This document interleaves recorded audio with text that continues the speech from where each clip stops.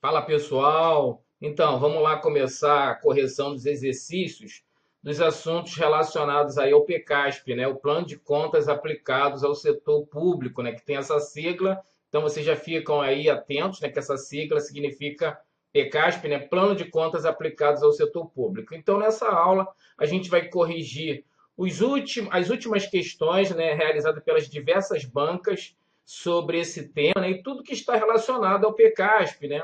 As contas, questões sobre plano de contas, sobre escrituração, os principais lançamentos aplicados à contabilidade pública. Então, a gente vai visualizar tudo isso. Eu quero alertar que esse ponto é um ponto muito cobrado em prova, então a gente tem que ficar atento para gabaritar as questões relacionadas ao PCASP. Então, vamos lá para a gente começar a fazer o estudo do PCASP. A gente já vai para uma primeira questão, é uma questão que trabalha a classificação das contas. Mas antes, vou fazer uma teoria aqui, é a nossa primeira questão, vou sair da tela, né, para a gente começar a fazer a visualização dessa questão. Então, antes, tá, gente, da gente começar a fazer essa primeira questão, fazer aqui uma teoria básica do processo contábil, né, para a gente chegar aí no nosso ponto que a gente está estudando. Então, a contabilidade, ela é uma ciência, né, que a gente já estudou, né, uma ciência que tem como objeto o patrimônio, conjunto de bens, direitos e obrigações. E aí ela tem como objetivo fornecer informações aos seus usuários, cidadãos, os gestores, entre outras pessoas que têm interesse na informação pertinente às entidades do setor público. Então, basicamente, ela usa algumas funções, algumas técnicas para realizar, né, essas informações. E uma das técnicas é a escrituração. E para fazer a escrituração, ela usa contas, que está dentro de um plano de contas. Então, basicamente, é isso que a gente vai visualizar aqui antes de começar a fazer as questões. Então, olha só, vamos lá para a gente começar aqui a fazer uma visualização. Então, pensa aqui no processo contábil. Como é que funciona, né? Todo esse processo contábil. Então, toda vez que acontecer um fato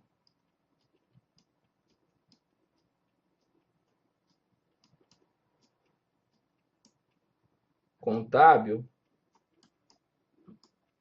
ou um ato potencial, a contabilidade ela tem a função de fazer a escrituração. A gente pode falar escrituração, contabilização, lançamento desses fatos, para depois elaborar as demonstrações contábeis. A gente já estudou, né, as demonstrações contábeis. Né? Só para lembrar, balanço orçamentário, balanço financeiro, balanço patrimonial, demonstração das variações patrimoniais. Tem outras que não estão na Lei 4.320, mas também são exigidas para as entidades do setor público, como a demonstração dos fluxos de caixa, a famosa DFC, a DMPL, demonstração das mutações do patrimônio líquido, as notas explicativas, que também são consideradas demonstrações contábeis, e também tem os valores anteriores, que também é considerado como demonstração contábil. E esse ponto específico, que é o ponto que a gente está estudando, que a gente vai estudar nessa aula, é a escrituração.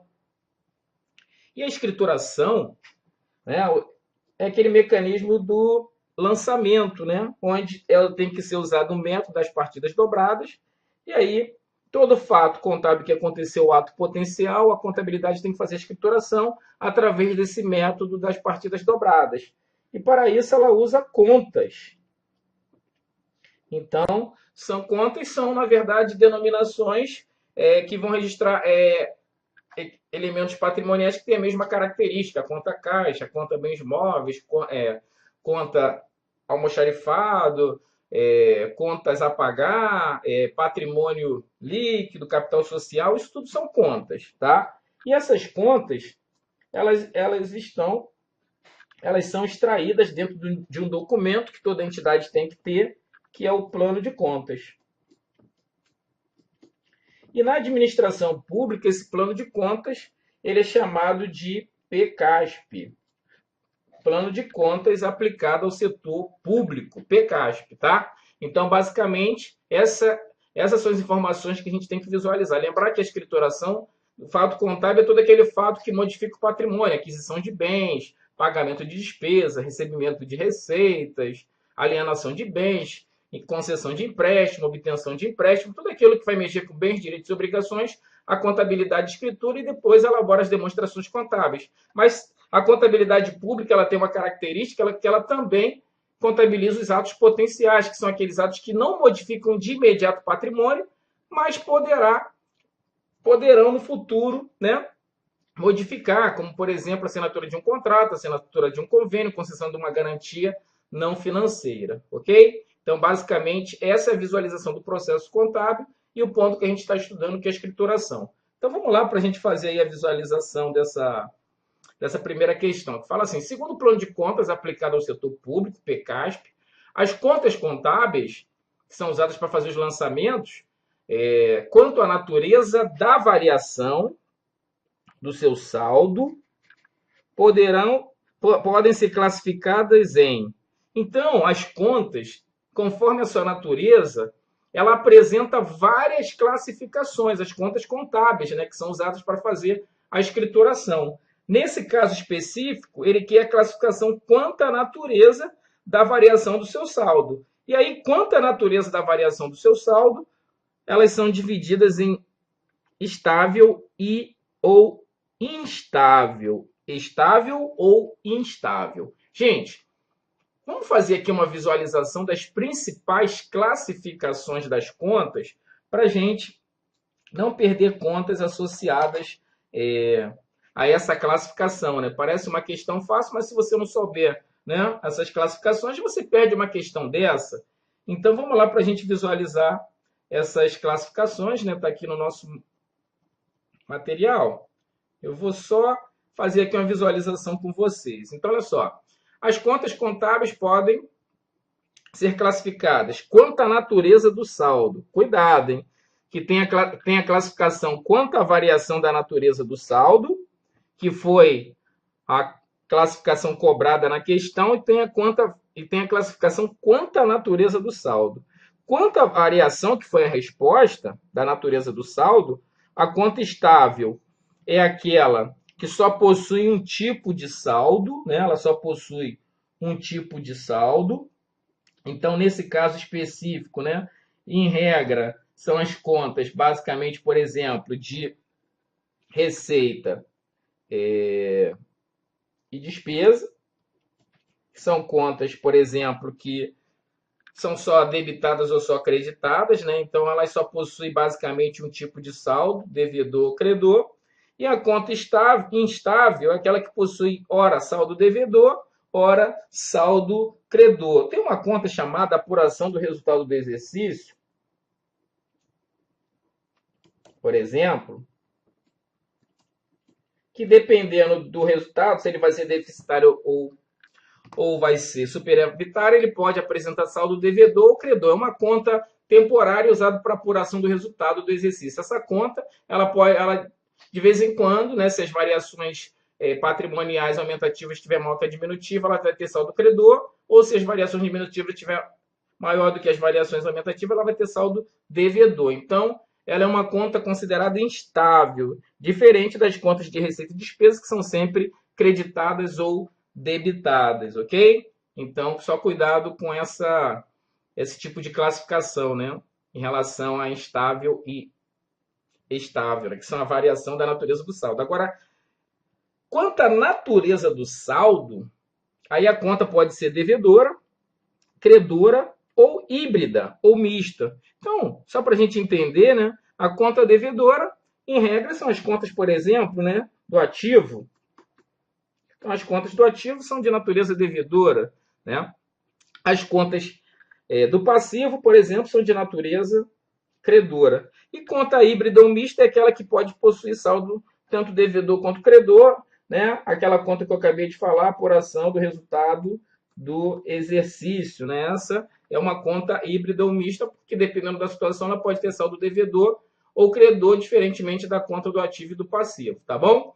Então, gente, cuidado que tem a classificação quanto à natureza do saldo, que divide a conta em devedora, credora ou híbrida, e tem a classificação quanto à variação da natureza do saldo. E aí a conta pode ser estável e instável. Então, não era uma questão tão fácil que teria que ver, por exemplo, essa diferença, né, de classificação. Tem outras classificações, né? Por exemplo, a gente tem a classificação quanto à movimentação que sofrem, e aí elas podem ser unilateral, são aquelas que são utilizadas para lançamentos a débito ou a crédito exclusivamente, basicamente nas contas de receita e despesa, ou elas são movimentadas sempre a débito ou a crédito, e as contas bilaterais, que são aquelas que são utilizadas para lançamento a débito ou a crédito, aí a gente pode usar a conta ativo e passivo, que geralmente, né, são debitadas ou creditadas conforme elas são aumentadas ou reduzidas, ok? Bom, a gente também tem a classificação quanto à movimentação no período, e aí ela pode ser estática, são aquelas com pouca movimentação no período, e dinâmica, que são aquelas com frequente movimentação no período. Então, as contas estáticas, por exemplo, a gente pode botar aqui duas contas. Por exemplo, conta dinâmica, frequente movimentação no período. A gente pode botar como exemplo a conta caixa, né? Que é muito movimentada no período, que ela vai basicamente contabilizar a entrada e saída de dinheiro, então ela sofre uma movimentação grande. E uma conta estática seria, por exemplo, imóveis. Geralmente, né, uma empresa ela não fica comprando e vendendo seus imóveis, né? Só se ela for uma imobiliária, né? Se ela trabalhar com esse ramo. Se não for, a conta imóveis basicamente não sofre modificação no período, né? Sofre pouca modificação, tá bom? Então, essa é a classificação quanto à frequência das movimentações no período. E a gente também tem a conta quanto à necessidade de desdobramento. Então, quanto à necessidade de desdobramento, a conta pode ser sintética ou analítica. Então, essa é uma classificação importante, né? Por exemplo, a conta sintética ela funciona como agregadora, possuindo conta em níveis inferior, ou seja, mais detalhada. E a conta, aquela que recebe escrituração, que é a conta analítica, ela não possui conta em nível inferior. Vou botar aqui como exemplo, tá, gente? Por exemplo, a conta caixa poderia ser uma conta sintética, já que ela poderia ter divisões, por exemplo. Ela poderia ser dividida em contas, por exemplo. Né? Caixa, poderia ser dividido caixa e moeda estrangeira, por exemplo, e caixa e moeda nacional. Então, poderia ter uma subconta chamada caixa em moeda nacional, seria uma subdivisão, e a outra poderia ser caixa em moeda estrangeira. Ok? Então, tem essas subdivisões que podem ser divididas. Então, essas que têm subdivisões, a contabilização é na subdivisão, é na conta analítica. A conta sintética é uma consolidação das contas analíticas. Elas só servem para funcionar como agregadora. Então, toda conta que tem uma conta inferior, ela é sintética. E a conta inferior, que é a que recebe a contabilização, é a conta analítica. Vamos lá, turma, para a questão 2. Sobre o campo de aplicação do plano de contas aplicado ao setor público, PCASP, é correto afirmar. Gente, essa questão ela está cobrando aí, né? Quem deve obrigatoriamente, né, atender o plano de contas aplicado ao setor público. Gente, o gabarito dessa questão é letra E. É aplicável obrigatoriamente a todas as entidades governamentais, sendo facultativo apenas para as estatais independentes. Então, o plano de contas, o PCASP, ele é elaborado pelo órgão central de contabilidade da União, que é a Secretaria do Tesouro Nacional. Então, a Secretaria do Tesouro Nacional elabora o PCASP, fica disponibilizado na internet, e esse PCASP é de utilização obrigatória para todos os entes. Tá, gente? Todos os entes têm que contabilizar seus fatos usando as contas desse PCASP, que é elaborado pela Secretaria do Tesouro Nacional. E sempre, né, contemplando a administração direta e a administração indireta. A única exceção que a gente tem que guardar, né, que exceção com certeza vai cair em prova, é exatamente as estatais independentes. Então, as empresas públicas, sociedades de economia mista, independentes, que são aquelas que não, especificamente, não recebem recursos do orçamento fiscal, né, não precisam, porque, em regra, elas são lucrativas, como a Petrobras, Banco do Brasil, Caixa Econômica Federal, elas não são obrigadas a utilizar o PECASP. Basicamente, elas poderão utilizar o PECASP facultativamente. Agora, todas as demais entidades governamentais, tanto a administração direta quanto indireta, tirando as estatais independentes, obrigatoriamente tem que usar o PECASP, tá bom? Bom, vamos lá para a questão 3. Questão 3 fala assim: as contas contábeis são estruturadas em 7 níveis de desdobramento, sendo o último nível representado pelo subelemento. Gente, só para a gente entender, as contas, elas são apresentadas no plano de contas através de um código. Então, toda conta tem um código. Esse código ele tem uma estrutura que tem que ser obedecida. E aí, realmente, as contas elas apresentam, né, um código estruturado em 7 níveis. Só que essa questão está errada porque o último nível não é o subelemento. Na verdade, é o subitem e não subelemento. Então, por isso que essa questão está errada. Só para a gente fazer aqui uma visualização, tá, gente? Então, olha só como é que funciona o código. Então, o código das contas que estão no plano de contas, eles possuem 7 níveis. Então, tem que lembrar, é um código que tem 7 níveis. Então, são primeiro nível, classe, segundo grupo, terceiro subgrupo, quarto título, quinto subtítulo, sexto item e o último é o subitem.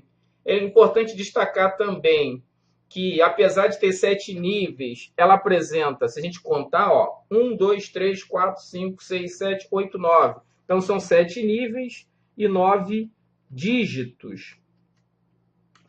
O primeiro nível é a classe. Esse é o nível mais importante, que a gente vai trabalhar muito com ele.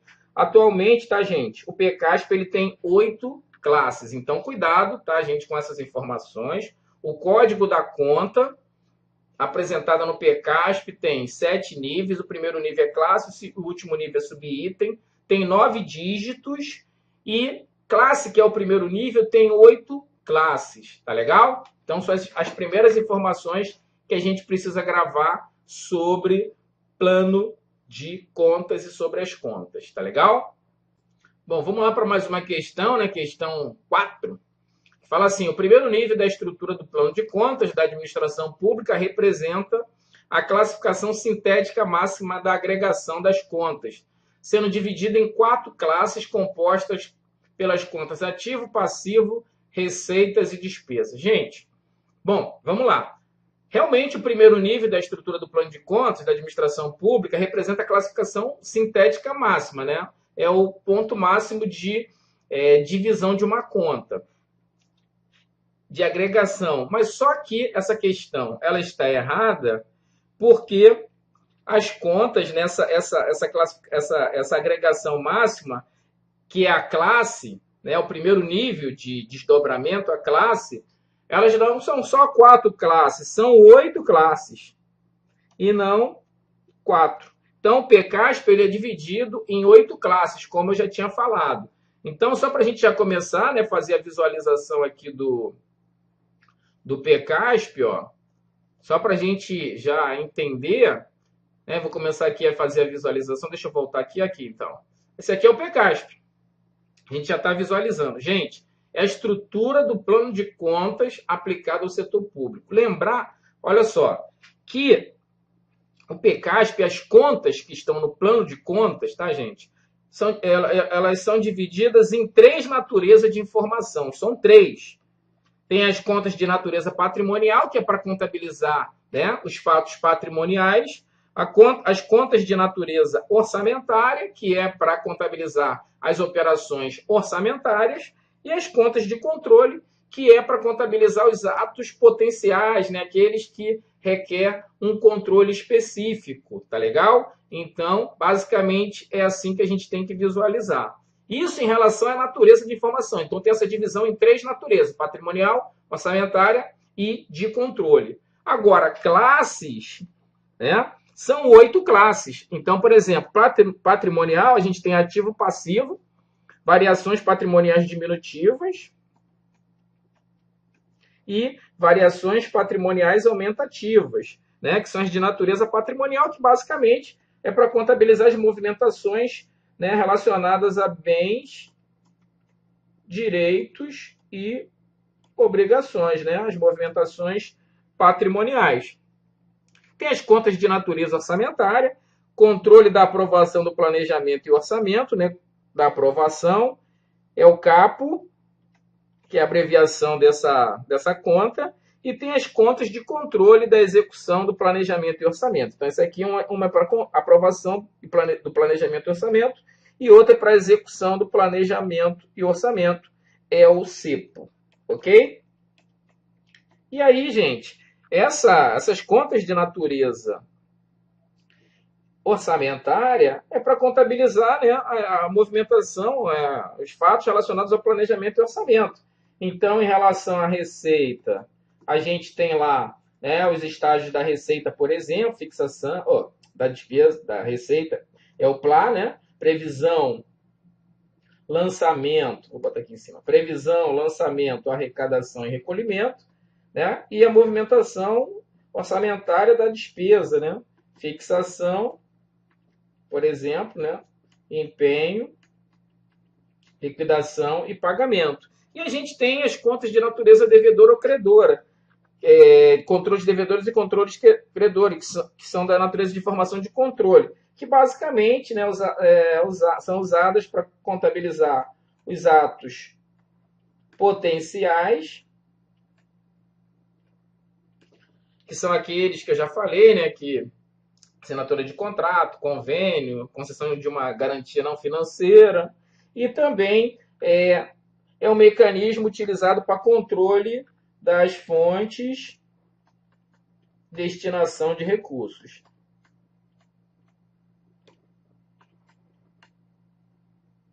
Por exemplo, aqueles que têm recursos que são vinculados e recursos que não são vinculados, e esse controle ele é feito através das contas de natureza de informação de controle, né? Contas devedoras e contas credoras. Então, essa é a estrutura do PCASP que a gente tem que gravar e conseguir trabalhar com essas informações.